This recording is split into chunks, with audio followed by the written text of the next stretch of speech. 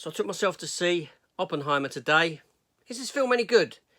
Is it worth your time? That's what we're here to discuss. So let us get into it.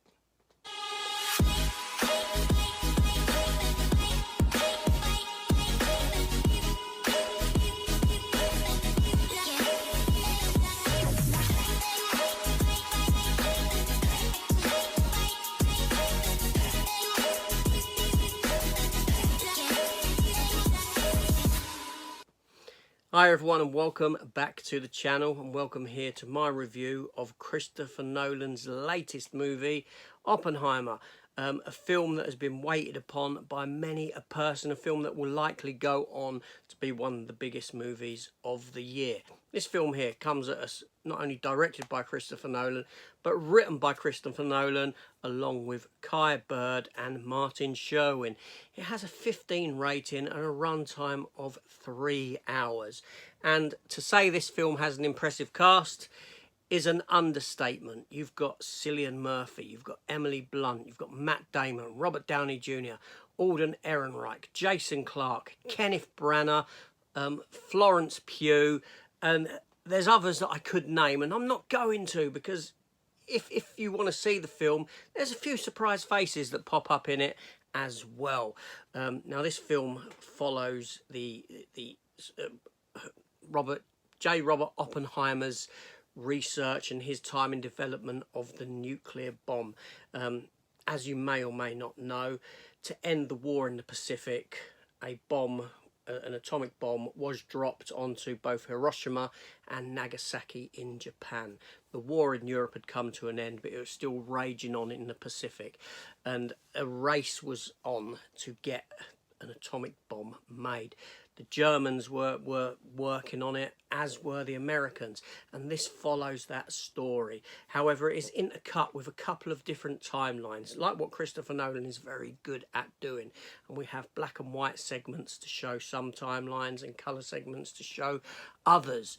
I'm not going to get in too much depth of the story, but the film goes up to a certain point and then it goes beyond, and there's sort of a jury out on Oppenheimer and what he's done, and is he working for the Russians, all this sort of a thing. It comes into play, you know, because we come out of World War II and we go into the Cold War with the Soviets, and there's a lot of questions put on show in this movie. It's a very complex story, obviously historical story, almost biographical. It's a biographical story, but is the film any good? Okay, yes, the film is a masterpiece. I can't deny that. But it all comes down to whether you're interested in the subject matter or not, unfortunately, because you could be bored. Yeah, you could. I mean, I'm doing this I'm playing devil's advocate here, right? Because I thought this film was fabulous. I enjoyed it from beginning to end. I mean, Christopher Nolan is a talented filmmaker. That goes without saying. And this film here, everything works in it. Every actor, they deliver some fantastic performances. Cillian Murphy, his performance is superb. Robert Downey Jr., it's probably the best you've ever seen him. The range that he shows within this film is fantastic. There's not one acting talent within this film that delivers a poor performance, and you know, this is some of their best work, a lot of the actors within the film, because they've got a talented director pointing them the way.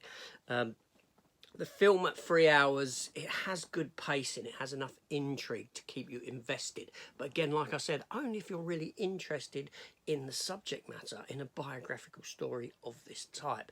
If you're not, then it could go out of the window. The film is fantastically shot. It's Christopher Nolan delivers an art form with his directing talent. He certainly does. He directs like no other does. You can see Christopher Nolan in it. You can tell when it's a Christopher Nolan film. Certain little beats, certain little things, and you know this is Christopher Nolan. You know what I'm saying? The sound design in this film, second to none. It truly is much akin to something like Interstellar, the sound in that. The musical score was done by Ludwig Göransson. I'm unsure what he's done before, but here he excels. It is, you know, at times almost haunting, and the film does give us enough intrigue. And wow, I mean, the final scene of the film certainly does hit home, because there was a risk. There was a fundamentally small risk in going into doing what they'd done, that they were worried that when they set off the first atomic bomb, the chain reaction could actually ignite the atmosphere, and this would lead to Oppenheimer essentially being the destroyer of worlds, shall we say. Obviously, this never happened. Otherwise, I wouldn't be here recording this, would I? But at the end, the film ends with a certain question posed, a sort of moral dilemma, a moral question. And that's what the film heavily goes into, the morality of creating such a weapon, and the fact that, you know, not one power should only have this weapon. If one power's got to have it, then every power has to have it. Reason being is that it ensures that the other power doesn't use it. A case of MAD, mutually assured destruction. If one power releases, another power will release, destroying both, destroying everyone. So this keeps each person from letting off such weaponry, up until you get a madman pressing that button. Interestingly, I knew this beforehand, the only time that a nuclear weapon has ever been used in warfare on another nation has been in World War II, to end the war in the Pacific. And again, the morality of that, this film plays heavily into that thematically, and questions all that kind of stuff. And it's fantastic to watch and see, you know, even Oppenheimer and how he feels about it himself, and the crap that he went through afterwards, after, you know, the Americans got what they wanted off of him. Yeah, this film, you know, I wouldn't be surprised if this film is up for some Oscar nominations, in the acting department, in the directing, in the sound design, cinematography, all this sort of stuff. I'm expecting this to get multiple award nominations. It is that good. It's a very, very good film. There's not much more I can really say about it. There's no negative I can say about this film, other than, like I said, you will be bored to tears if you're not invested in the story. You have to have that investment. Otherwise, you're just going to doze off. Not even an atomic bomb would wake you up. That's it. That's my review. That's my thoughts on this movie. Fantastic. But what do you expect from Christopher Nolan?